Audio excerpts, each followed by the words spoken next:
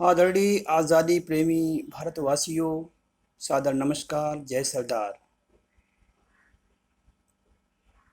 सबसे पहले हम बता देना चाहते हैं कि भारत की आज़ादी की लड़ाई जो 1857 से लड़ी गई है, उस जिसमें करोड़ों करोड़ों भारतीयों ने देश के लिए अपनी आहुतियाँ दी, बलिदान दिया, लेकिन आज तक उनके बारे में किसी भी सरकार ने आगे कुछ ना तो लिखवाया है, ना कार्य किया है, और ना ही उनके लिए कोई स्मारक बने हैं।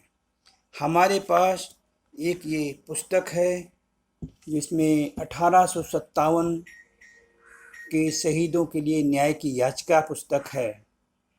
हम बता देना चाहते हैं कि 1857 के शहीदों के लिए जिन जिन शहीदों ने देश के लिए बलिदान दिया है, उसके लिए हमारी अल हिंद पार्टी सामाजिक और राजनीतिक और न्यायिक लड़ाई लड़ रही है।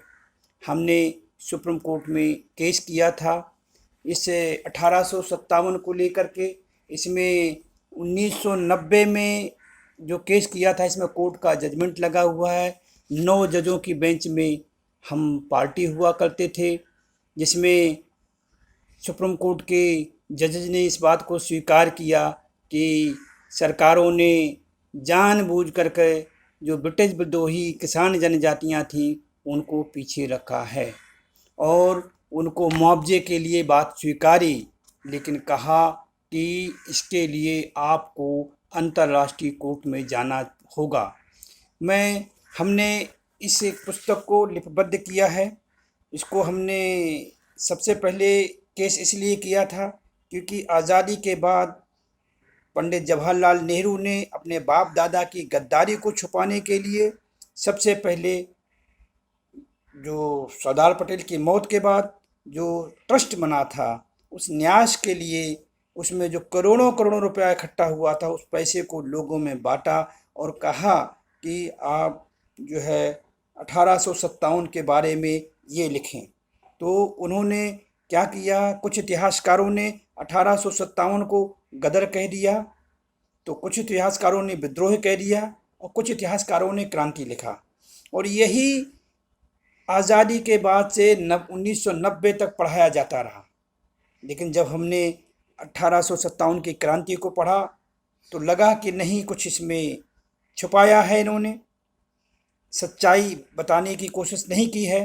फिर हमने क्रांति को पढ़ा, आज़ादी की क्रांति पढ़ा, गदर के बाद क्रांति में भी वही बात पाई, और विद्रोह पढ़ा तो उसमें भी वही बात पाई।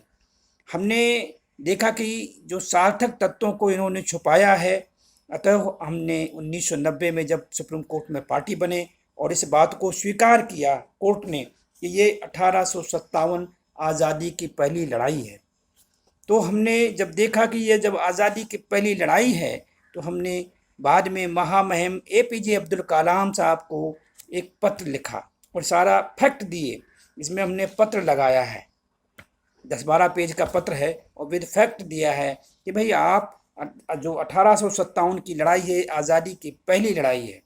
तो पहली बार डॉक्टर अब्दुल कलाम साहब ने 14 अगस्त 2002 को कहा कि 1857 ये 14 अगस्त 2002 को आज़ादी की पूर्व संध्या पर भाषणों में कहा, रात को 8 बजे कहा कि आज़ादी की लड़ाई 1857 की एक आज़ादी की लड़ाई थी। 1857 की लड़ाई एक आज़ादी की पहली लड़ाई थी और इस बात से पूरा देश ने सुना। और उसके बाद में हमने लड़ाई लड़ी। हमने केंद्र सरकार से कहा कि जब आज़ादी की लड़ाई है तो इनको पेंशन क्यों नहीं है। तो हमने इसकी लड़ाई राष्ट्रपति, प्रधानमंत्री, गृह मंत्री से लड़ाई लड़ी और पत्रों का आदान प्रदान किया। अंत में गृह मंत्रालय ने इस बात को 13 अप्रैल 2010 को स्वीकार किया कि ये 1857 के जो भी लोग कुर्बानियाँ दी हैं उनको पेंशन के हकदार हैं। तो जब पेंशन के हकदार हैं, उसके बाद में हमने लड़ाई लड़ते रहे और हमने जो जो जातियाँ थीं, ब्रिटिश विद्रोही जनजातियाँ थीं, जिन्हें आज विमुक्त जनजातियों के नाम से जाना जाता है।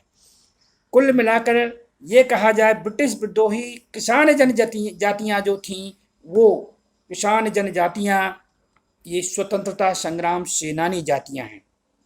पूरे देश में लगभग 160 जनजातियां हैं और आगरा अवध संयुक्त प्रांत में 32 जनजातियां हैं। 32 जनजातियों के बारे में हमने कहा है जिनकी ये स्वतंत्रता संग्राम सेनानी जातियां हैं। और इन स्वतंत्रता संग्राम सेनानी जातियों के बारे में हमने मेंशन किया, लिखा। इसके बाद में हमने इसमें बताया 1857 में ही यहाँ पर 11 मई 1857 को राव कूड़े सिंह और राव हिमाचल सिंह ने अपने तेल लंगर आर्मी से दिल्ली पर कब्जा कर लिया था। उसका इतिहास लिखा है। श्यामजी कृष्ण वर्मा जिन्होंने जिनेवा में अपना क्रांतिकारी आंदोलन संगठन चलाया था, उनके बारे में लिखा है। इसके अलावा 1857 के बारे में जो इलाकावार सूची है, जिलेवार सूची है, जिलेवार सूची के बारे में हमने दिया किस जिले के कौन कौन लोग हैं, जिलेवार सूची दिया है। इसके बाद में हमने विभिन्न जिलों में आरक्षण श्रेणी की सूची के बारे में लिखा है। उत्तर प्रदेश में जिला स्तर के भक्तों की देशभक्तों की सूची दिया है। इसके अलावा 1857 की महान स्वतंत्रता सेनानी की सूची दी है। अटल बिहारी के कैबिनेट में सामाजिक न्याय मंत्री थे सत्यनारायण जटिया। तो इन विमुक्त जनजातियों को न्याय दिलाने के लिए हमने सत्यनारायण जटिया जी को 2002 में जो पत्र लिखा था वो पत्र को भी इसमें छापा है। इसके अलावा प्रमाण पत्र जो विमुक्त जनजातियों को मिलना चाहिए उसको बताया है। आज़ाद भारत की प्रजातंत्री जो केंद्रीय सरकार थी उसके बारे में बताया है। अटल बिहारी वाजपेयी जी को हमने पत्र लिखा था, उसको गुहार खुली गुहार की थी। सरदार पटेल के बारे में कुछ खास अंश लिखे हैं। मुराद मोदी जी को हमने जो पत्र लिखा है वो भी लिखा है।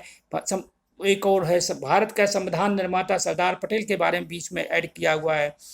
और महानायक कूड़े सिंह के बारे में बताया है। गृह मंत्रालय द्वारा पेंशन गृह मंत्रालय का 1857 स्वतंत्रता सेनानी पेंशन पत्र स्वीकार पत्र का भी मैंने अटैच किया है। 1857 के काले पानी की हीरो की सूची दी है।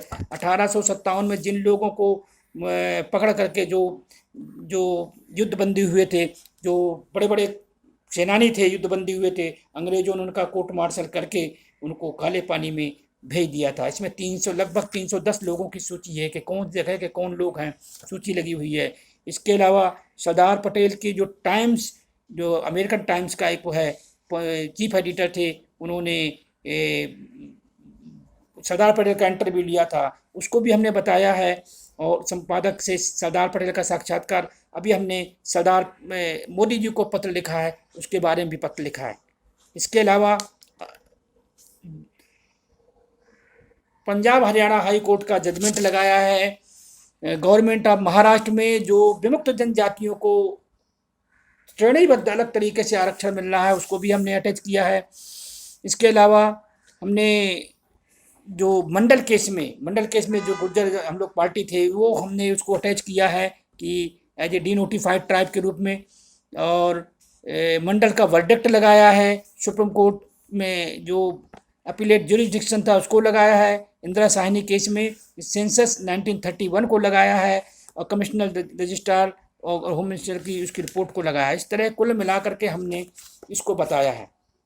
इसमें यह जो है जीतगढ़ दिल्ली है। अंग्रेज़ों ने जब 1857 को अंत में जीता और बाद में जो अंग्रेज़ों के लोग शहीद हुए उनके लिए अंग्रेज़ों ने स्मारक जीतगढ़ बाड़ा हिंदू राव पर बनाया है, ये भी इसमें बनाया है। इसके अलावा जिन लोगों ने इसका संपादन में सहयोग किया है उन लोगों के बारे में भी थोड़ी थोड़ी जानकारी दी है। कुल मिलाकर के 1857 में अंग्रेज़ों द्वारा भारत में कम से कम 4 करोड़ भारतीयों का नरसंहार किया गया था। उन भारतीयों की अंग्रेज़ों ने जर जोरू ज़मीनें लूटी थीं, रुपया पैसा सोना चांदी हीरे जवाहरात लूटे थे और उन पर अंग्रेज़ों ने आईपीसी सीआरपीसी और नोटिफाइड क्रिमिनल ट्राइब एक्ट लगाए थे। वो नोटिफाइड क्रिमिनल ट्राइब एक्ट 1871 से लगे थे। अंग्रेज़ों ने उन नोटिफाइड क्रिमिनल ट्राइब एक्ट को 11 बार अलग अलग तरीके से उसको रखा था। हमने इसमें उन 11 क्रिमिनल ट्राइब एक्टों को भी दिया है कि अंग्रेज़ों के कौन से क्रिमिनल ट्राइब एक्ट थे हम भारतीयों पर, जिसके कारण अंग्रेज़ों के हम लोग शिकारी रहे, शिकार बनाए, अंग्रेजों द्वारा हम शिकार बनाए गए। अंग्रेजों द्वारा हम लोगों के बाप दादाओं को जो घेर घेर करके जंगली जानवर की तरह शिकार किया गया, हमारे बाप दादाओं को हमारा सब कुछ छीन करके हमारे बाप दादाओं का जीवन दुश्वार किया गया, उन एक्टों के बारे में भी हमने छापा है। इसके अलावा हमने जो है इसके अलावा हमने जो है रिगार्डिंग पॉपुलेशन में किसका क्या योगदान था, ये सब लिखा हुआ है। हमने नौकरियों में इसकी क्या भागीदारी है उसके बारे में भी मैंने बताया है। 32 जातियों के बारे में बताया है। ये सब बातें हैं आगरा अवध संयुक्त प्रांत में। अगले ही अंक में पूरे देश की लगभग 160 जातियों को भी हम इसमें शामिल कर रहे हैं, प्लस भारत सरकार से जो भी आदान प्रदान हुआ उनके बारे में बता रहे हैं, प्लस इसमें जो भी संग्राम हुए हैं उन संग्रामों के कुछ लड़ाइयों के बारे में वृतांत दिया है कि मुख्यतया किन लड़ाइयों में कहाँ पर किन लोगों का क्या क्या योगदान था, उनका भी हमने विस्तार से वर्णन किया है।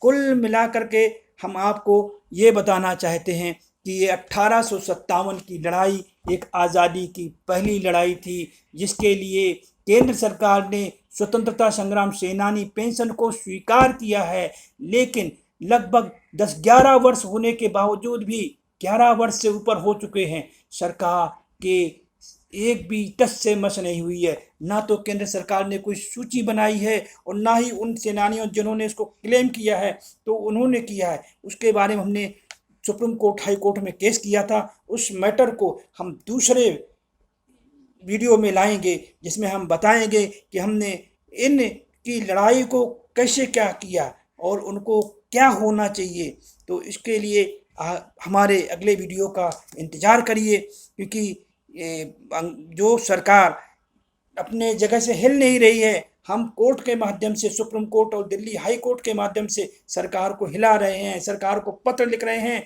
साथ साथ में देशवासियों को भी जागृत कर रहे हैं कि आप अपने पूर्वजों के इतिहास को जानिए। भारत को आज़ादी ऐसे नहीं मिल गई। अंग्रेज जो यहाँ पूरी ज़मीन पर कब्जा किए था, उस ज़मीन पर हिल नहीं रहा था। उसके पास सारे असलहा थे, अस्त्र शस्त्र थे, गोला बारूद, फौज, तोप, बंदूकें, फौज भी थी, यहाँ के राजा महाराजा भी थे। हम सब भारतीयों के पास क्या था? लाठी, डंडा, बर्छी, भाला, कुदाल, फावड़ा, तलवार, कुल्हाड़ी, वो भी अंग्रेजों के जो ट्रेंड आर्मी थी उनका हम लोगों ने मुकाबला किया और अंग्रेजों को अंततः देश से खदेड़ दिया।